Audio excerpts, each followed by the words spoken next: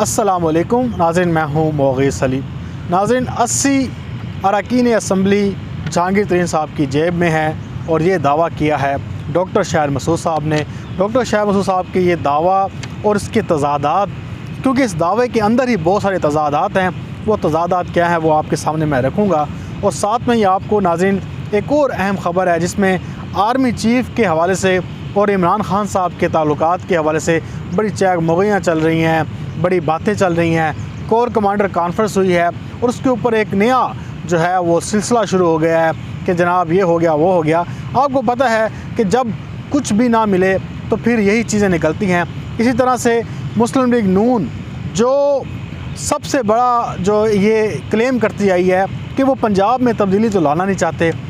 हम कहते थे कि आपके पास इतनी स्ट्रेंथ ही नहीं है, आपकी इतनी औकात ही नहीं है कि आप तब्दीली ला सकें, लेकिन अब उन्होंने तब्दीली का इशारा दिया है और वो भी किसको साथ मिला के। ये बड़ी मज़ेदार स्टोरी है और लानत भेजने वाली है कि ये जो दावे करते रहे हैं, बड़ी ज़बरदस्त किस्म की स्टोरी ये हाथ लगी है। मैंने कहा चलो इसको कवर भी करते हैं, साथ में ये जो आर्मी चीफ़ वाला मामला है पहले इसे देखते हैं, फिर आपको डॉक्टर शाहिर मसूद साहब जो अजीब व गरीब किस्म की बातें करते रहते हैं, अब भी उन्होंने अजीब व गरीब बात की है, उस पर बात करेंगे। लेकिन पहले ये जो कोर कमांडर कॉन्फ्रेंस हुई है तो लोगों ने जनाब एक एक लाइन पढ़ना शुरू कर दी कि जनाब इस पूरी जो प्रेस रिलीज़ आई है, क्योंकि पहली बात नाज़रीन आपको पता है, मैं अक्सर कहता हूँ कि कोई जर्नलिस्ट ऐसा नहीं है जो कोर कमांडर कॉन्फ्रेंस में बैठा हो या आर्मी चीफ़ की कुर्सी के साथ बैठा हो या उसे कोई सोर्स जो है कोर कमांडर कॉन्फ्रेंस के हवाले से बता रहा हो कि जी कोर कमांडर कॉन्फ्रेंस में डिस्कस हुई है। ये इंतहाई हसास तरीन मीटिंग होती है, ये इंतहाई हसास तरीन मीटिंग होती है। सिवाय वहाँ के कोर कमांडर्स को के अलावा किसी को कुछ पता नहीं होता कि जनाब अंदर डिस्कस क्या हुआ है।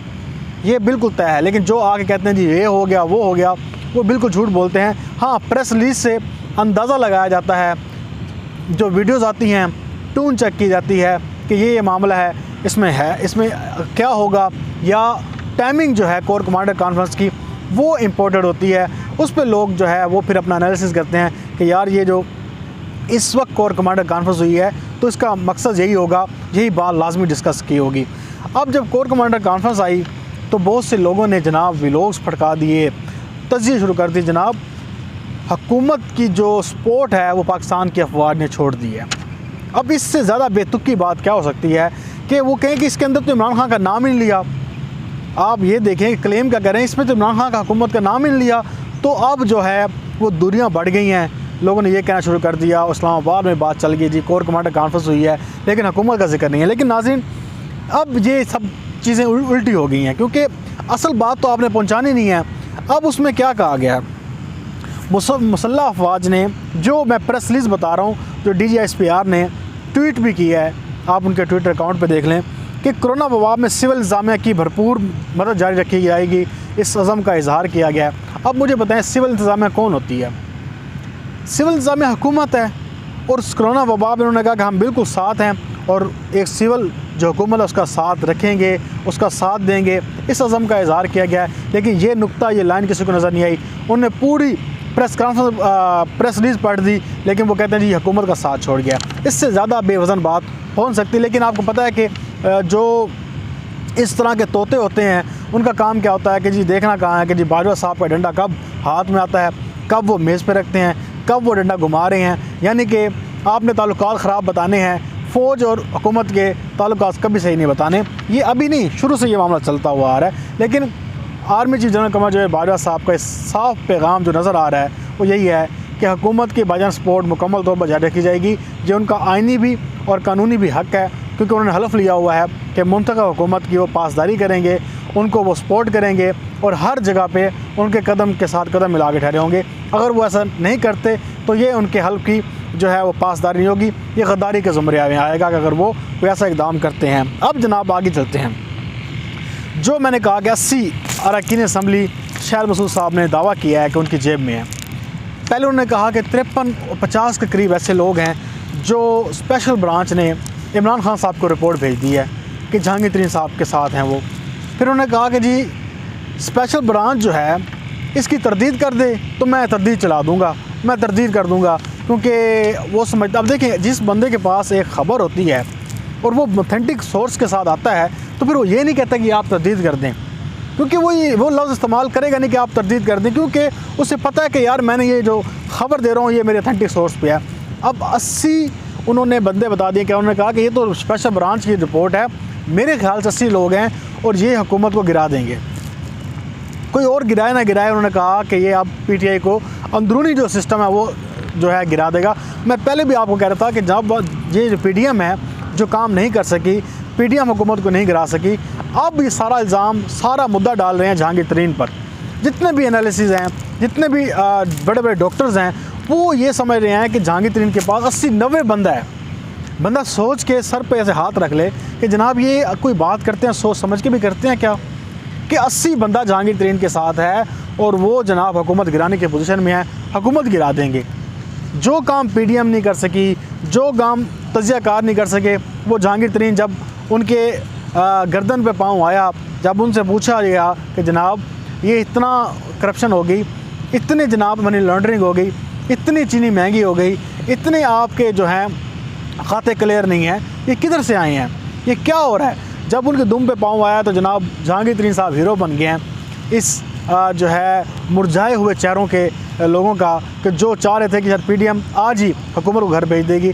अब शायर मसूद साहब हैं, सीनियर तजियाकार हैं, वो कहते हैं 53 अरकान की रिपोर्ट भेजी स्पेशल ब्रांच ने, लेकिन जनाब मेरे नज़दीक वो 80 हैं। हालांकि सर जी 20 बंदे हैं, वो भी मैं आपको बताऊं, जब इस्तीफ़े मांगने की वक्त आएगा तो ये लोग भी नहीं देंगे, ये लोग भी जहांगीर तरीन का साथ नहीं देंगे।